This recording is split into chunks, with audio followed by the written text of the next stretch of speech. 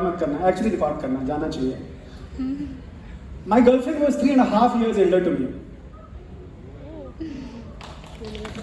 मेरे बच्चों की माँ है वो। पूरे 136 साल का त्रिपुरा का इतिहास उस पेड़ के तले से दर्ज था। Anxiety about the future. Each one of you from inviting me here, and yes, I'm a bit nervous. This is my first time, you know, going from Shunya to your first step. So this is my first TED talk, and I'll try my level best कि मैं आपका Saturday बर्बाद ना करूं. And in next 10-15 minutes, I will just share whatever little I know with you all. So this theme Shunya, this word Shunya, it means emptiness, or I'll say it means being humble and connecting to yourself, connecting to the basics of who you are. It is all about, I think, you know, who you are without all those fancy things.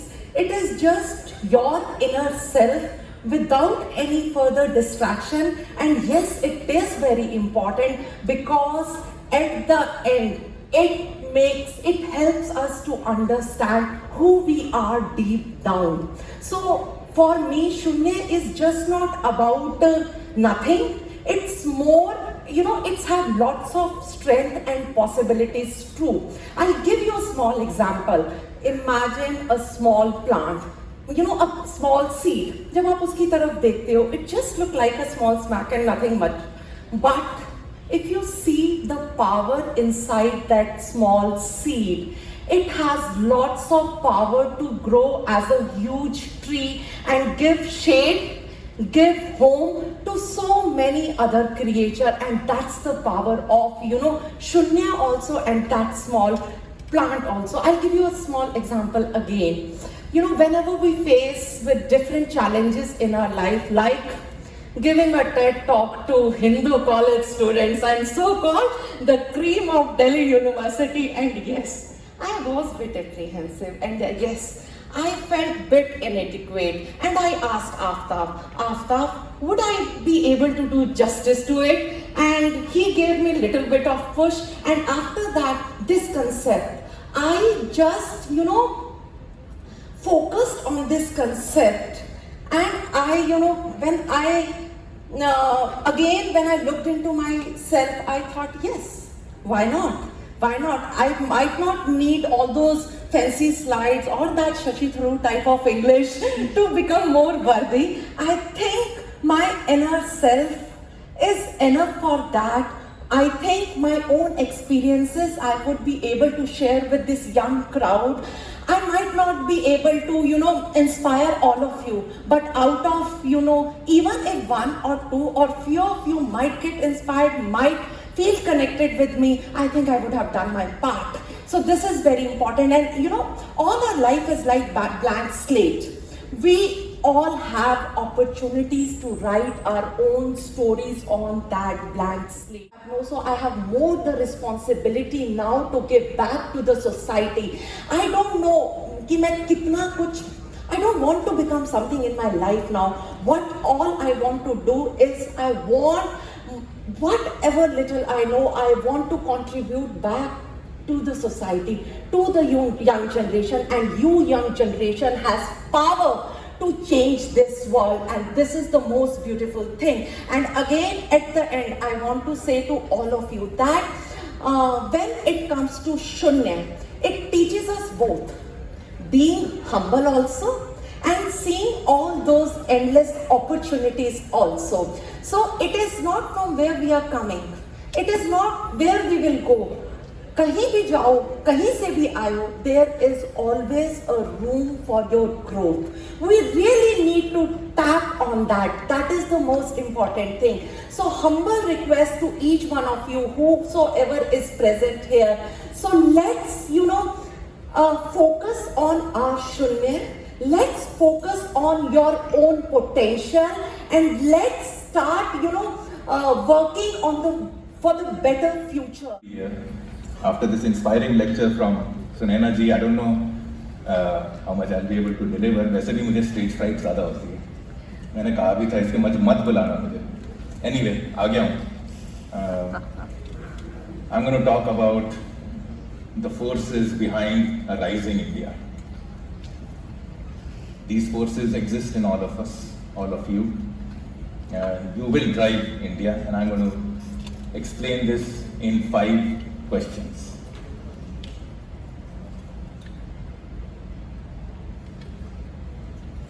The first question is, what is this rise of India? Everybody across the world is talking about it. Every week I get a delegation of some foreign minister, some defense minister, some think tank people from across the world of specific countries. They come in groups wanting to know, what is this India story? What is this rise of India? What's happening in this geography? And I briefly tell them the following. The first rise is, of course, the economy. We are the world's 5th largest economy, going on 3rd within the next 18 months to 2 years. We are going to be a $10 trillion economic powerhouse by 2032. I'll give you one more instance. Everybody uses the UPI here. What several countries produce in a year in terms of their GDP is what India transacts in a month. Last year, on an amount of, India transacted about $168 billion in April 2023, which is about the economy of Ukraine. 12 months later, by the time I talk, I'm giving you this example because I often use it, and every time I need to update my data. Every time I talk to people, the number of countries have increased.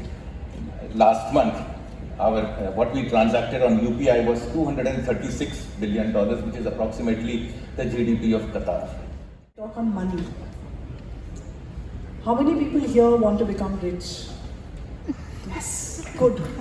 Okay, so what I want to tell you is, what I want to talk to you is that why it is good to be rich and how you should get there. This is not a get rich quick talk. I am not going to give you stock tips or crypto tips. I'm not promising you instant wealth. I'm talking of an approach to wealth and a very long-term foundation of building financial stability and wealth. But before I get to that, I want to warn you about something that my generation will try and transmit to you. My generation, we grew up in the 70s. India was a socialist country. There is no blemish on earth worse than lived socialism. You have to ask people of my generation how we had nothing. There was only a distribution of poverty. So anyone who's promising you socialism is promising you distribution of poverty. You have to be very careful about these socialist promises. I have lived through it. You don't want that life. We have a poverty mindset, my generation, because we grew up with the memory of a country which has been poor for generations. So we all know the history of India, rich nation, subsequent attacks on the country, 2 waves of colonization, impoverishment. You know, when a generation, when a people have no hope of ever becoming rich, they put poverty on a pedestal. They make it a moral good to be poor. Have we not heard the filthy rich? Do we say that? Filthy rich. Haath ka mail. Where is this coming from? It's coming from that memory, generational memory, that we can never ever hope to be rich. Therefore, we put poverty on a pedestal. Your generation has been born in a different country, in a different time in the life of this country. You are with an abundance mindset. So the message is, don't let anybody tell you that money is bad. How you earn it and how you spend it can be good or bad, and that's only for you to decide. Let nobody else decide that for you. But money is good. It gets you an education, it gets you a hospital bed when someone is sick, it gets you a house, it gets you a life that you want. So let no one make you ashamed of wanting to be rich. The important thing for you to remember is How do you want to get rich? You know, you can get rich growing marijuana. That's not what I recommend. Do it the legal way.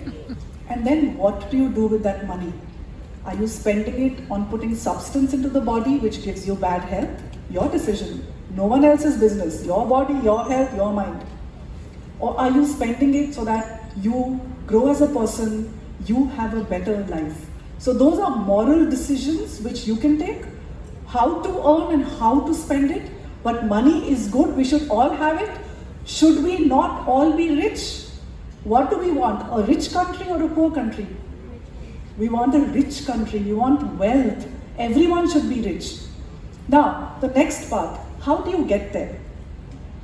So, whereas the abundance mindset has come, I feel that a lot of you are still held back by the 70s products and mindset of being very risk averse.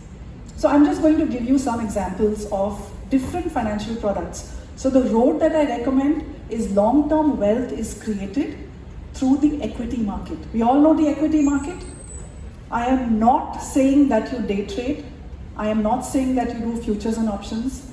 I'm telling you a long-term way to build wealth using the stock market. So let's say there's this person in 1991. He invests 1 lakh rupees in a fixed deposit in Public Provident Fund, which is a Government of India safe scheme, in gold and in the Sensex. We've all heard of the Sensex, right? It's the 30 stock index on the Bombay Stock Exchange, India's oldest index. So there is a person in 1991, he invests 1 lakh rupees in each of these 4 products. 32 years later in 2023, where have these different products reached? The fixed deposit, that 1 lakh has become about 16 lakh. The gold has become about 19 lakh. The Public Provident Fund has become about 19.2 lakh, which is not a small sum. What do you think this 1 lakh invested in the Sensex has become? It has become 64 lakh. So when you start your investing journeys, you have to make the choice, and not for a minute am I saying that you should use the stock market. I'm saying these are choices in front of you. How do you take a long-term considered risk? Asking a few questions, and please raise your hand if your answer is yes. You can even raise both your hands if your answer is a big yes. So have you noticed yourself getting caught in thoughts while walking, eating, driving, or even while listening to somebody, and suddenly realizing as if you have woken up from a dream? All right, thank you. Have you reacted strongly to something trivial because of a negative emotion like anger, irritation, jealousy, fear, and later realizing the futility and uselessness of your reaction? Nice. Do you often find yourself occupied with worrying or anxiety about the future?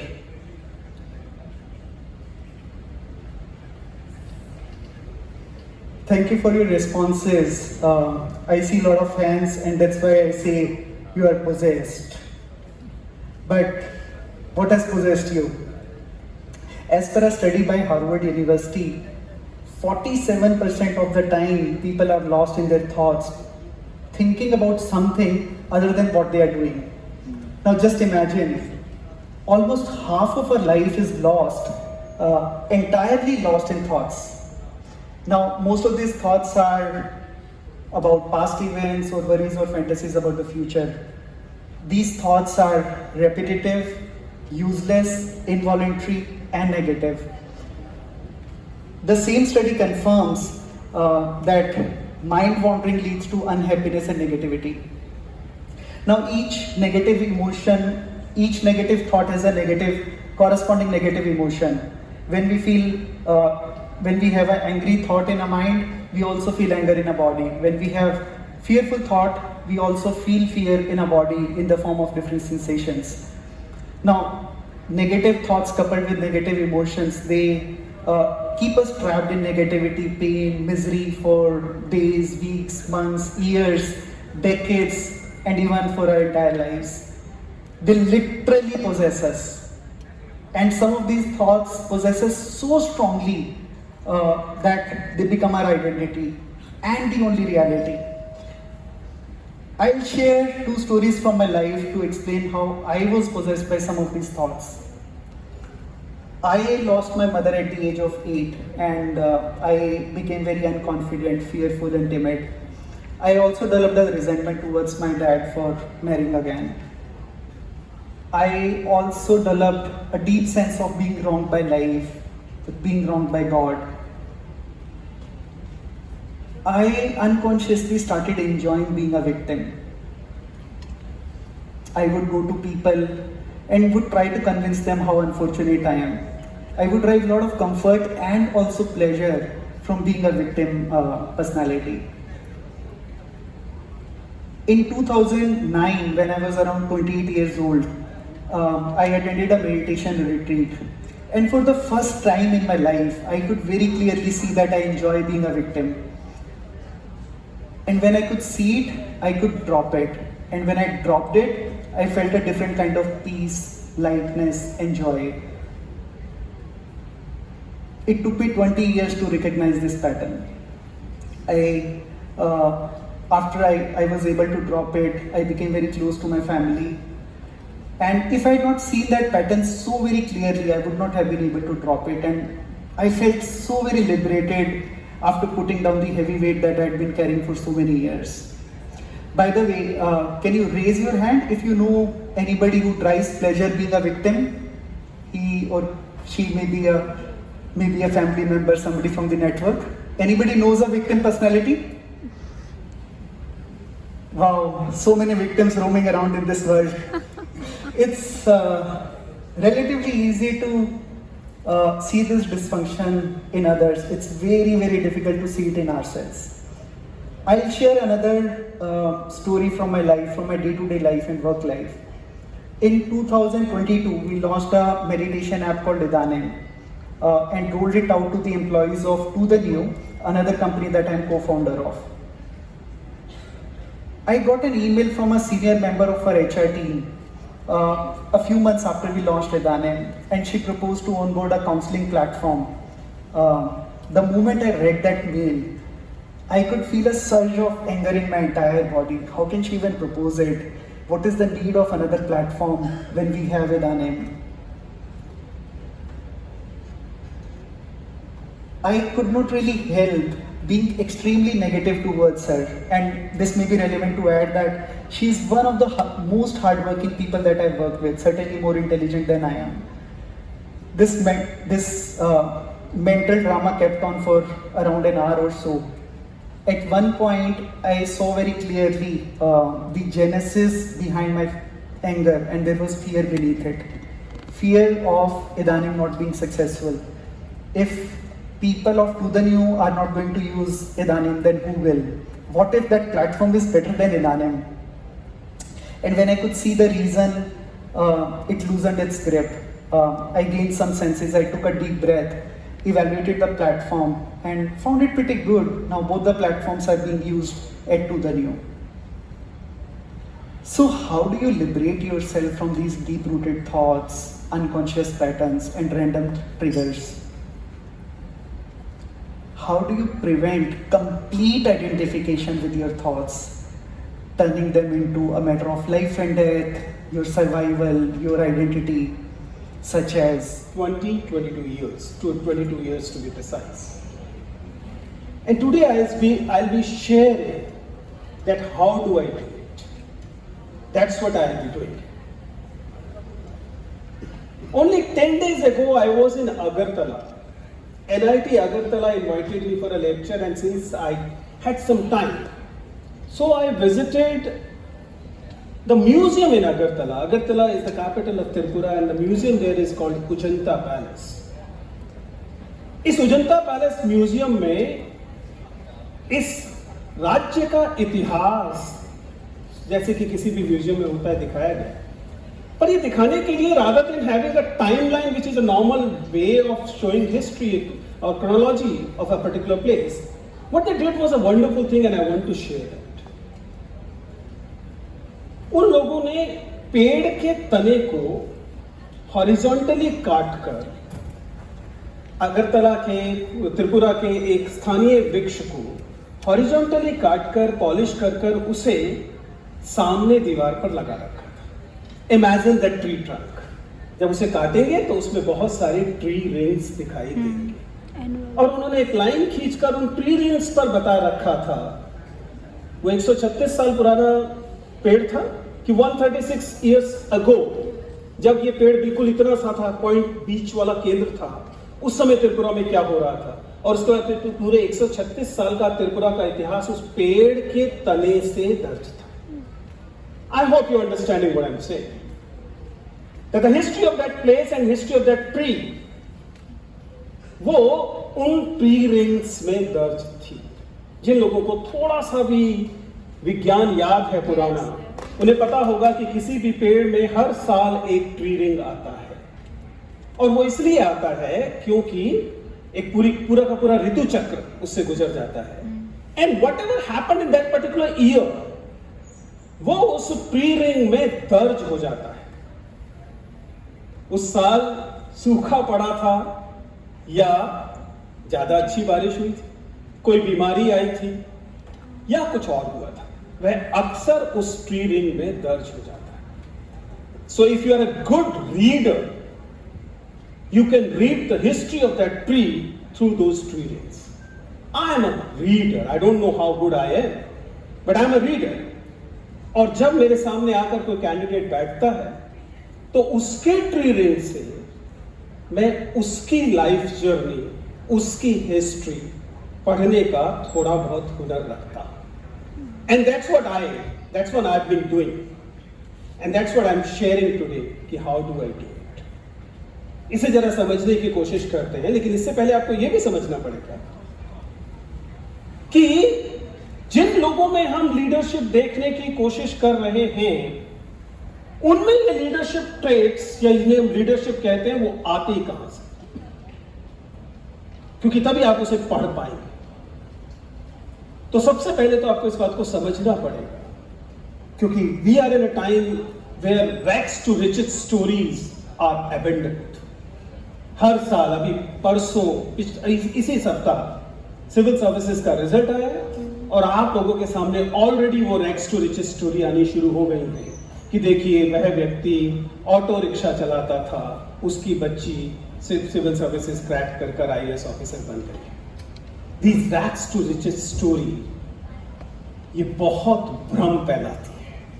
इसलिए as somebody who's been evaluating the personality of these people for last 2 decades, I'm telling you, please ignore these. It is important that you ignore it, because assuming that your success and your failure is a function of your hard work and commitment only is the biggest fallacy that's been going around. I'm not at all saying that your commitment doesn't matter. I'm not saying that your hard work will not matter, but these are only couple of variables in a very complex equation. What are other things is something I'll be sharing.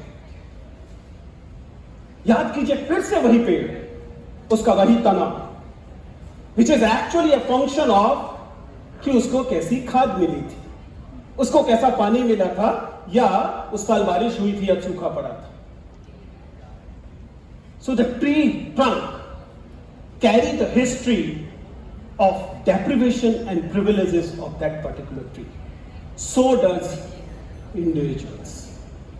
आपकी success, आपका failure केवल आपकी commitment, आपके hard work का की equation नहीं है, ये एकमात्र वेरिएबल नहीं है, बल्कि आपके प्रिविलेजेस, आपके डेप्रिवेशन प्राइमरीली डिसाइड करते हैं कि आप कितने इंपॉर्टेंट लीडर बनेंगे। And there comes how do I do it. Whenever a candidate is sitting across the table and I have his or her DAF, detailed application form, I look at the tab which is the story of this particular person. कौन से school में गया था, कहाँ पर पढ़ाई कर रहा था, उसने कौन से सब्जेक्ट्स लिए थे, कब उसने स्कूल चेंज किया, गवर्नमेंट स्कूल था कि पब्लिक स्कूल था, एंड ऑल दोज थिंग्स. उसके सोशल कैटेगरीज, उसकी जेंडर क्या है, उसका कास्ट क्या है, उसकी कम्युनिटी क्या है, ये सारी की सारी चीजें वो वेरिएबल है जो इस व्यक्ति की पर्सनालिटी में है और उस डिटेल्ड एप्लीकेशन फॉर्म में मेरे सामने है. And there comes the first trait I look for, and which is whether the person, जो भी व्यक्ति है वह अपने केवल privileges का प्रोडक्ट तो नहीं, whether the person has transcended his or her privileges or not. Do you remember that proposed to this glass of water? Akshat Jain. All India rank 2. Father, Indian Police Service. Mother, Indian Revenue Service. Studied from IIT Guwahati V-Design.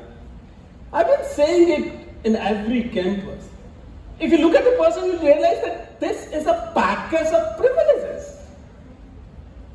Nothing wrong against Akshat Jain. Wonderful officer. I wish him all the best. But his success has to be seen in the context of these privileges. And similarly, the deprivation thing. So, if a person is able to transcend the privileges which is given, why one need to transcend the privileges? Because along with the privileges come the responsibility. You're talking to Vijendra Chauhan. I was a student of this college in 1994 to 1996. But I was born in an unauthorized colony of Delhi called Bhasanpura. I studied from a municipal school. I started learning English in class 6th class, again a government school, again in neighborhood called Sarai Rohil. Then I took admission in public funded institutions of Delhi, be it an engineering institution and later Zakir Hussain College and then Hindu College, and I did MPhil and PhD. All these I was able to do, and I'm able to be in this TED Talks because I had the privilege of this wonderful public funded education. Had that not been the case, तो स्वाभाविक है कि मैं वही भजनपुरा में किसी दुकान में कोई काम कर रहा होता. So if I am able to see my privileges and consider that it is my duty to pay back these privileges, only then it can be considered कि इस व्यक्ति में सोसाइटी को लीड करने के कुछ गुण हैं. So when I sit across the table and there's a person, Akshat Jain, sitting across the table, I can see his privileges and her privileges. He cannot be penalized for his or her privileges, but I will definitely see whether he has that sensitivity. He has that sensitivity to transcend those privileges and consider it's his or her duty to pay back for these privileges. Why? Because for every privilege, there are some who are deprived. Market में है तो जिंदगी खत्म हो सकती है. हाँ, quite literally. मुझे जिस नाम से जाना जाता है, आज मैं उस नाम के आगे और पीछे के 2 एग्जाम्पल दूंगा, शून्य से रिलेटेड. मैं एक अच्छे कॉलेज में गया. I did my army tenure of 5 years. Thereafter, I went to Narsi Monji. I did my MBA from there. I've been working for some large corporates. I represented the country in Europe. I am a runner. I climb mountains. No, I'm not trying to boast about myself. मैं इन सारी चीज़ों के पीछे गोरखपुर में विलयन, विलय, विलायक, सुगमता, सुघट्टता, भौतिक विज्ञान, रसायन विज्ञान, जीव विज्ञान, जंतु विज्ञान, इन सब्जेक्ट्स को पढ़ने वाला एक लड़का है जिसने अगर अपने आसपास के ग्रुप में किसी को हाउ आर यू बोला होता तो लोग उसको मंत्रों के उच्चारण से खत्म कर देते. ये मंत्र जो आप बार बार अपने दोस्तों के आसपास इर्द गिर्द इस्तेमाल करते होंगे. Boys and girls, let me take you to 1996. I cleared my 12th and I scored 82 marks in UP board in bio. That helped my parents to decide for me that I will be making a very good doctor. Very easy. आजकल के parents के पास ये बहुत बड़ी problem है. You have to give this option to that 17, 18-year-old child that what you want to do. Do you really think he, she or you are actually equipped? Have you seen enough to be able to decide for yourself? But that's the cool question that today's parents want to go with, and they have to give this option to the kids. However, in our times that was not there, and I feel it was a privilege where everything was decided by the parents. They knew about us and they decided for us what is it that we want to do or we should be doing. I was going to my coaching. I was fairly decent in my academics. Before you want to take up the core syllabus or course for yourself, you would always want to interact with somebody who is already doing that. अगर आप humanities में आना चाहते हैं, Hindu college आना चाहते हैं, किसी भी जगह जाना चाहते हैं, तो you would want to talk to somebody who's already been there, done that. I reached out to one of my cousins. He was doing his masters from KGMU, which was then KGMC, King George's Medical College in Lucknow, very renowned college. And I knocked his door. He was living in a single-seater room. He did not open the door for almost 3 minutes. And 18-year-old Dharamveer started thinking in all directions, single-seater room, Akhilesh Bhaiya not opening his door, there must be something. He opened the door and I am not looking at him, I am genuinely searching for someone else in the room. Yeah, exactly, this is how I was also thinking. But to my surprise, there was nobody. And he again sat on his bed, kept the pillow in his lap and the book in his lap, and he started studying. After 5-10 minutes of conversation, he gave me one mantra. He said something which I took as a mantra. He said, Babu, वकालत और डॉक्टरी अगर विरासत में मिली हो तो करना ठीक है, वरना अपनी चमकाने में 10 साल लग जाते हैं. Now I'm talking about 1997, when Dr. Chaturvedi in Rustampur was our doctor for everything. पेट दर्द, नाक दर्द, दांत में दर्द, सिर दर्द, पैर, fracture also we would reach out to him. So this medical practice, so to say, was not corporatized. As you guys would have seen now, that people go to the Medantas or the Max where people serve 8 to 5, but that was not the luxury and that was not the thing at that point in time.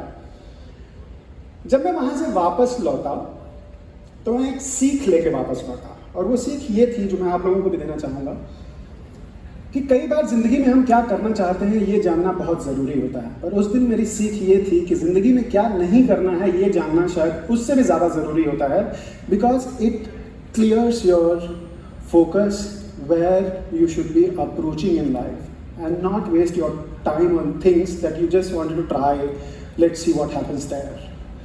With this I decided to prepare for something else. That something else at that point in time was UPSC. The new era courses were not there. Coming from a middle class family, even if they were there, I don't think we could have afforded that. And that was UPSC. मुझे आज भी इस बात का बहुत इल्म है कि मेरे भाई के एक मित्र होते थे, अभी भी हैं, आशीष भैया. मैं उनसे बात कर रहा था तो उन्होंने कहा कि अगर आपको यूपीएससी करना है then you should go to Delhi, you should not do your graduation from Allahabad University. And when you wanted to come to Delhi, even then and even now, if you want to come here and do something in humanities, there are only 2 options, DU and JNU. His last line was, JNU का माहौल अच्छा है. Life एकदम clear थी, मतलब जहाँ माहौल अच्छा है उधर ही जाना है. It all sounds very nice, but no matter how glorified or nice a thing is, when you are approaching it, वहाँ तक पहुँचने का रास्ता आसान हो ये ज़रूरी नहीं है. I don't know what I did, how many hours, what was my approach. I only had 4 months to prepare for JNU, and I was All India 15 in the entrance exam. And I got JNU, I reached JNU, and to my luck, I also got the hostel in first list itself because I was All India 15. Now, this is one aspect which changed everything what I was trying to do till I was doing my 12th. And suddenly everything changed. UPSC is something that I wanted to do and I was hardcore preparing for it. But now that I had reached Delhi, हर अच्छी चीज़ के साथ कुछ और भी चीज़ें आती हैं. अब लड़का गोरखपुर इलाहाबाद से दिल्ली तक आ गया था तो कुछ प्यार व्यार भी होना था. You always fall in love, you know. कभी कोई प्यार में ऊपर नहीं जाता है. And to my luck or to my bad luck, ये रिकॉर्ड मत करना, एक्चुअली रिकॉर्ड करना, जाना चाहिए. My girlfriend was 3.5 years elder to me. मेरे बच्चों की माँ है वो. She is mother to my twins. And there were so many coincidences जिसकी वजह से मुझे इस चीज़ में विश्वास हुआ कि जब कोई चीज़ आपके लिए डिस्टाइंड होती है तो सब कुछ अलाइन हो जाता है. It was 1999, my last year of college. She post-graduated from her college and in her family people were talking about her marriage. As a 20-year-old, to be very honest, I really didn't know if I want to get married to her or not. But sometimes what happens, it's not what you want that governs your acts, but you reciprocate to what is expected out of you. Right? And I reciprocated. I could literally see that how important I am for the other person. And it's only with time that you would realize when you're looking for a partnership, short term, long term, how important that person is for you is never ever going to govern or bring happiness to you unless you are important for the other person. Kargil war is the only war that I think you guys would also remember. 1999, that war was going on. Star Plus पे एक news आता था रात को 9:30 बजे. Certain people sitting in the front row would probably align to that. Other than that, there was no news, no coverage, no social media, Facebook, Instagram, कुछ भी नहीं होता था उस टाइम पे. 9:30 बजे सारे लोग कॉमन रूम में बैठ के न्यूज़ देखते थे और वहाँ से कंज्यूम करते थे कि क्या हो रहा है. One thing that reflected was that people in defense forces or who are in uniform, इनसे ज़्यादा रिस्पेक्ट, direct respect किसी की नहीं है. And I think that was the most direct way of serving the country. You know, if we were to use the whole nationality as a corporate, I think defense will become the sales and marketing of this nationality. You know, because that's the most direct way of serving the country. Not to say that others are not serving. So that's how and of course we reached out to our parents. I was just 20, 21, just a graduate. There weren't enough reason for them to, you know, get their daughter married to me. और ना ही हमारा कुछ ऐसा इरादा था कि we will run away or something of that sort. So I very politely asked them if I can be given some time, and that's when I filled up my form, Kargil war. I picked up a job. Desperation क्या होता है? Third year का लड़का एक Japanese call center में job भी कर रहा है, अपनी CDS की भी तैयारी कर रहा है. Because that's, you just want to make sure that it should happen. Again, I don't know, to my luck, or I was destined, or I had it in me. My first written attempt, my first SSB, no temporary rejection, nothing at all. In one shot, I cleared my CDS and I was selected for OTA. And the moment I got commissioned, I got married. In 2 months' time. I keep telling my wife that you did not even allow me to enjoy one salary on my own. पहली salary भी आई तो उसका भी हिसाब लेने के लिए घर में कोई था. Boys and girls, I had a very good tenure with Defence Forces of 5 years. I was a short service commissioned officer. It was a call that we both took because suddenly our family from 2 to 4 was a decision that was not in our hands. It just happened. My wife also had some professional, you know, accomplishments to herself, and it was important for us to move to a city where probably she could also practice what she always aspired to do in her life. She's a postgraduate from NIFT, by the way. And we decided to move on. Now let me take you to a post-army tenure scenario. So this was a scratch to becoming an army officer.